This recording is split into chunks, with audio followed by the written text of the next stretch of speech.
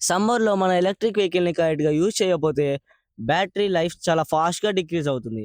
అలా కావద్దనుకుంటే నేను చెప్పే ప్రికాషన్స్‌ని అయితే ఫాలో అవ్వండి. ఫస్ట్ ఇంపార్టెంట్ పాయింట్ ఏంటంటే మీరు మధ్యాహ్నం బ్యాటరీని చార్జ్ చేయకండి. అరౌండ్ 12-4 మధ్యలో అయితే చార్జ్ చేయకండి. ఎందుకంటే ఆ టైంలో చాలా టెంపరేచర్ ఆల్రెడీ హీట్ ఉంటది. ప్లస్ ఆ హీట్ టెంపరేచర్ అనేది ఈ బ్యాటరీ మీద పడి ఆ బ్యాటరీకి అయితే స్ట్రెస్ ఎక్కువగా ఉంటుంది. కాబట్టి మధ్యాహ్నం అయితే చార్జ్ చేయకండి. సెకండ్ పాయింట్ వచ్చేసి డైలీ ఫాస్ట్ చార్జర్‌ని యూజ్ చేయడం.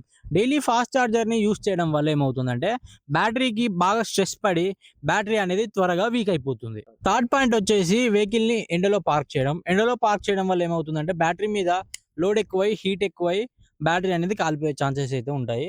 ఎండలో వెహికల్‌ని అస్సలు పార్క్ చేయకండి. ఫోర్త్ పాయింట్ వచ్చేసి వెహికల్‌ని మనం 20% నుండి 80% వరకే చార్జ్ చేయాలి.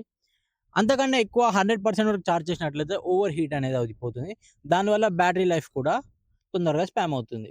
సో ఫ్రెండ్స్, ఈ మిస్టేక్స్ అయితే మీరు చేయకుండా మీ ఈ సమ్మర్‌లో మీ ఈవీ వెహికల్స్‌ని అయితే కాపాడుకోండి.